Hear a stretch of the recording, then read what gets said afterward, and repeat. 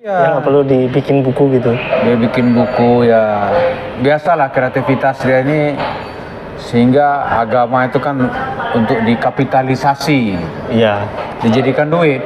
jadikan duit. Nah, orang yang banyak utang itu ada caranya gitu. Nah, ini ente beli buku aneh nih kan gitu. Tapi kan ironi maksudnya. Jadi orang bukan utang yang belum lunas gitu, malah bertambah utangnya. Iya, iya. Ya kan? Iya. Bertambah hutangnya. Kayak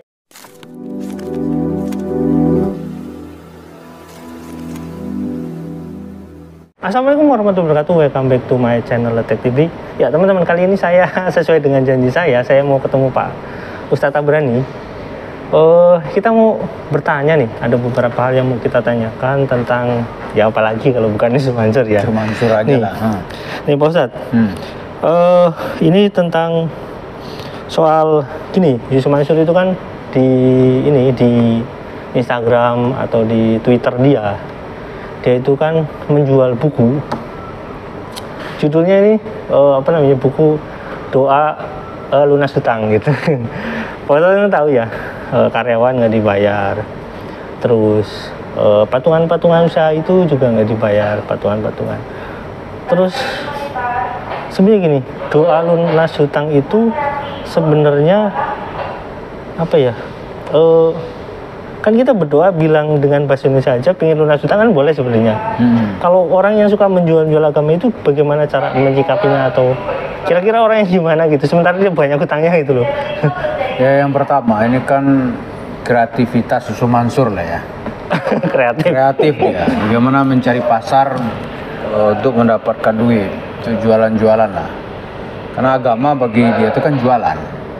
Iya, komoditi untuk dijual. Nah, sekarang salah satu tema itu doa bebas hutang. Ya, doa. Memang dalam sejarah Islam itu, zaman Nabi itu kan ada orang banyak utang, datang ke Nabi kan. Ya, Nabi mengajarkan doa gitu. Saya dicukupkan gitu kan. Ya. Allahumma aghnini bifadlika gitu kan. Ya. Oh Tuhan, kasih aku kekayaan dengan karuniamu.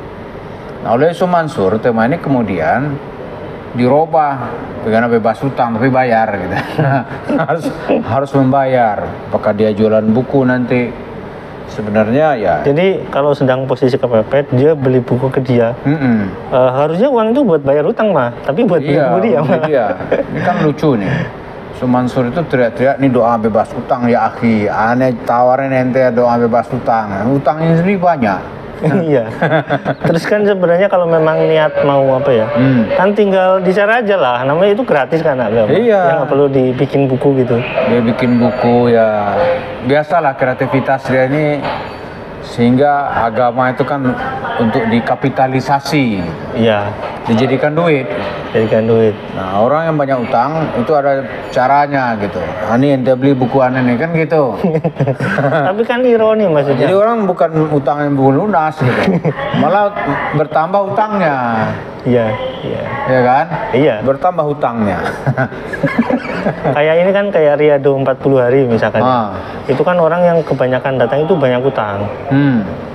Misalkan utang di bank itu banyak. Dia masih punya mobil, punya mobil cicilan, masih punya cicilan itu. Tapi mobilnya malah dikasihkan, misalkan seperti itu ya. Terus kan jadi tambah beban. Udah mobilnya nggak ada, utangnya masih ada. Iya, nggak lunas. Jadi ibarat ini nih, kayak orang kehilangan gitu. Dia hilang 1 ekor kambing. Tapi begitu dia bahas panjang-panjang, itu dia nanti kehilangan sapi gitu. Iya kan? Iya. Semasa kan seperti itu.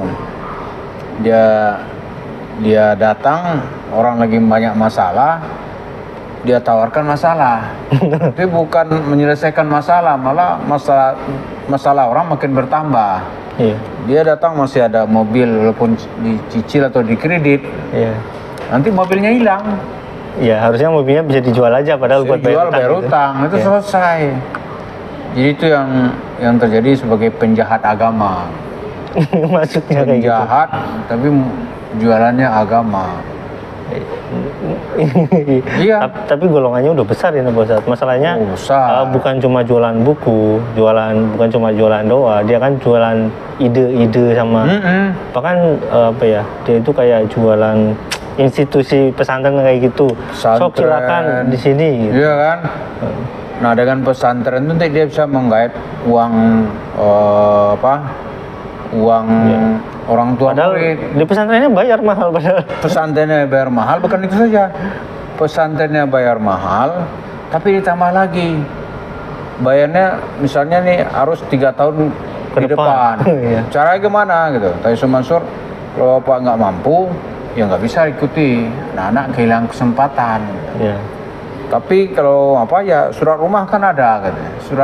Surat mobil kan ada, atau surat kan bisa dijual gitu. Iya. Jadi orang mengambil jalan dia bukan selesai masalah tapi tambah miskin. Ya, misalkan atau contohnya terjerat kayak dalam kemiskinan. Contohnya kayak gini, waktu dia lagi memerin tentang dalam tanda kutip keilmuan dia tentang pattern asset management ya, si siswa itu kan sok silahkan kamu ibaratnya masuk ke sini, bayar sini, nanti bisa buat nyicil kayak gitu, uangnya kayak gitu. Padahal ternyatanya pattern asset manajemennya kan bisa dikatakan bangkrut itu loh. Terus nasib mereka yang bayar ke sana itu gimana gitu? Hilang. Nanti dia dengan gaya koboi atau mafia sedekah gitu. Dia enak aja nanti tuh, udah maafin dah. Kayak waktu apa sih namanya? Maafin dah katanya. Yang bilang apa namanya, saya jadi ingat yang wawancara sama Pak Darso itu, yang siapa namanya itu? Lupa lagi tuh. Yang bilang, yang katanya tepat temen Yusuf Mansur itu.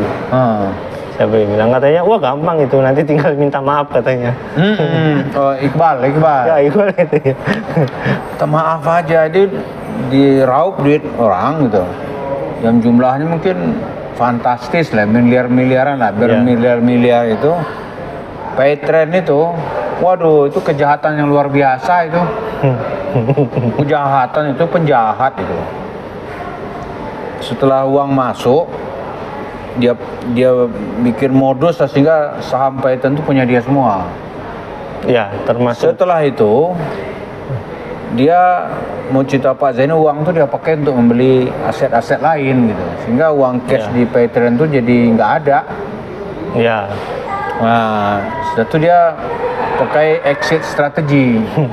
Strategi mau ini Paytrend mau dibeli orang nih berapa triliun katanya gitu tuh. Mau dibeli pengen nggak jual. Lama-lama udah maafin aja gitu. Uang orang hilang. Wah itu kejahatan yang nggak tahu lah gimana tuh. Jadi itu kalau orang suka jualan doa tapi dia jualan doa lunas hutang tapi dia sendiri banyak hutang, itu cipanya gimana? Orang yang gimana itu? Ya itu tanda bahwa yang dia tawarkan itu tuh kalau sisi doa nggak makbul, ini nggak didengar Allah gitu. Ya, karena mana orang bebas hutang, dia mengkomersilkan doa ya. Dia mengkomersilkan doa. Dalam bahasa yang lebih tegasnya jualan agama lah, jualan ayat. Jualan aja dia.